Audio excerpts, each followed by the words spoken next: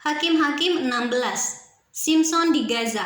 Pada suatu kali ketika Simson pergi ke Gaza, dilihatnya di sana seorang perempuan sundal, lalu menghampiri dia. Ketika diberitahukan kepada orang-orang Gaza, Simson telah datang ke sini, maka mereka mengepung tempat itu dan siap menghadang dia semalam-malaman itu di pintu gerbang kota.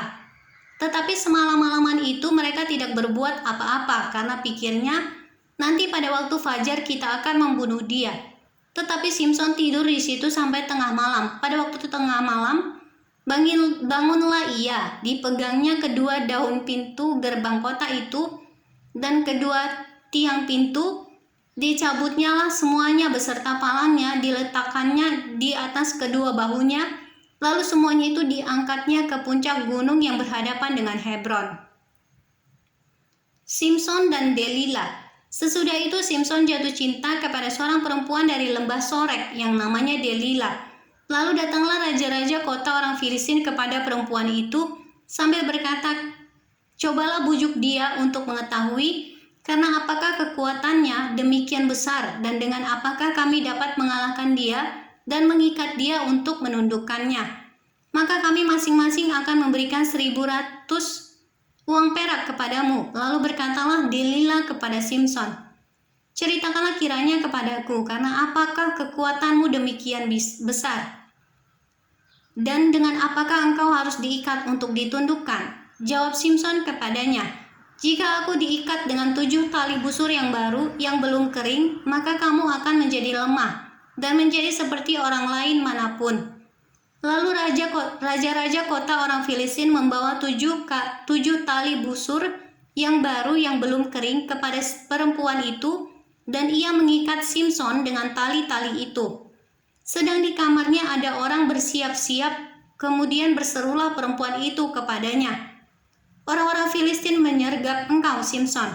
Tetapi ia memutuskan tali-tali busur itu seperti tali rami yang terbakar putus apabila kena api, dan tidaklah ketahuan di mana duduk kekuatannya itu.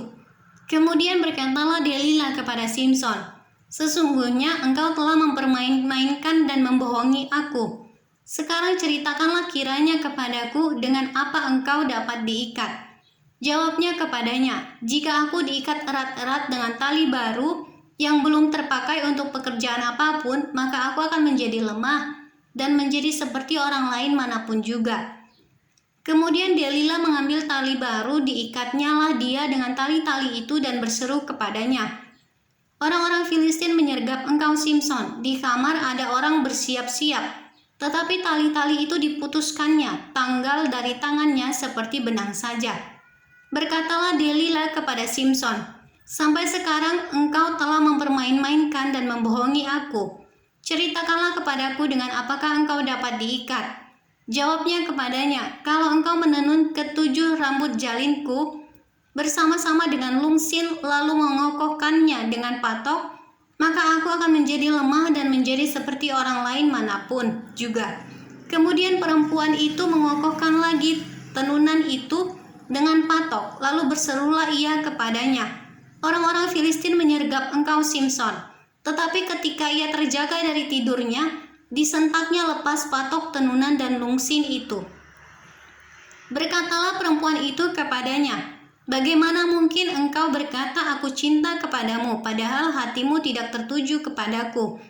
Sekarang telah 3 kali engkau mempermain-mainkan aku dan tidak mau menceritakan kepadaku, karena apakah kekuatanmu demikian besar?" Lalu setelah perempuan itu berhari-hari merengek-rengek kepadanya dan terus mendesak-desak dia, ia tidak dapat lagi menahan hati, sehingga ia mau mati rasanya. Maka diceritakannya kepadanya segala isi hatinya. Katanya, "Kepalaku tidak pernah kena pisau cukur, sebab sejak dari kandungan ibuku, aku ini seorang nazir Allah. Jika kepalaku dicukur, maka kekuatanku akan lenyap daripadaku, dan aku menjadi lemah dan sama seperti orang-orang lain." Ketika dilihat Delila bahwa segala isi hatinya telah diceritakannya kepadanya, disuruhnyalah memanggil raja-raja kota orang Filistin. Katanya, "Sekali ini lagi datanglah kemari, sebab ia telah menceritakan segala isi hatinya kepadaku." Lalu datanglah raja-raja kota orang Filistin itu kepadanya sambil membawa uang itu.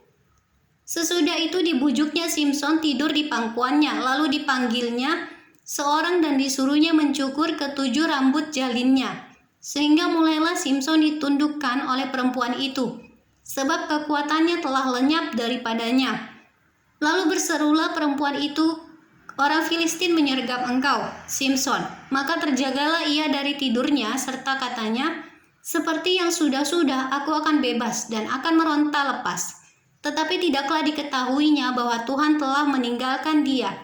Orang Filistin itu menangkap dia, mencungkil kedua matanya, dan membawanya ke Gaza. Di situ ia dibelenggu dengan 2 rantai tembaga, dan pekerjaannya di penjara ialah menggiling. Tetapi rambutnya mulai tumbuh pula sesudah dicukur. Simson mati. Sesudah itu berkumpullah raja-raja kota orang Filistin untuk mengadakan perayaan korban sembelihan yang besar kepada Dagon Allah mereka dan untuk bersukaria. Kata mereka, "Telah diserahkan oleh Allah kita ke dalam tangan kita Simson musuh kita." Dan ketika orang banyak melihat Simson, mereka memuji Allah mereka sambil berseru, "Telah diserahkan oleh Allah kita ke dalam tangan kita musuh kita, perusak tanah kita dan yang membunuh banyak teman kita." Ketika hati mereka riang gembira, berkatalah mereka, "Panggillah Simson untuk melawak bagi kita." Simson dipanggil dari penjara, lalu ia melawak di depan mereka. Kemudian mereka menyuruh dia berdiri di antara tiang-tiang. Berkatalah Simson kepada anak yang menuntun dia, "Lepaskan aku dan biarkanlah aku meraba-raba tiang-tiang penyangga rumah ini, supaya aku dapat bersandar padanya." Adapun gedung itu penuh dengan laki-laki dan perempuan. Segala raja kota-kota orang Filistin ada di sana. Dan di atas sotoh ada kira-kira 3.000 orang laki-laki dan perempuan yang menonton lawak Simson itu. Berserulah Simson kepada Tuhan, katanya, "Ya Tuhan Allah, ingatlah kiranya kepadaku dan buatlah aku kuat. Sekali ini saja ya Allah, supaya dengan satu pembalasan juga kubalaskan kedua mataku itu kepada orang Filistin." Kemudian Simson merangkul kedua tiang yang paling tengah. Penyangga rumah itu lalu bertopang kepada tiang yang satu dengan tangan kanannya dan kepada tiang yang lain dengan tangan kirinya. Berkatalah Simson, "Biarlah kiranya aku mati bersama-sama orang Filistin ini." Lalu membungkuklah ia sekuat-kuatnya, maka rubuhlah rumah itu menimpa raja-raja kota itu dan seluruh orang banyak yang ada di dalamnya. Yang mati dibunuhnya pada waktu matinya itu lebih banyak daripada yang dibunuhnya pada waktu hidupnya. Sesudah itu datanglah ke sana saudara-saudaranya dan seluruh keluarganya. Mereka mengangkat dia dan membawanya dari sana, lalu menguburkannya di antara Zora dan Esitaol di dalam kubur Manoah ayahnya. Dia memerintah sebagai hakim atas orang Israel 20 tahun lamanya.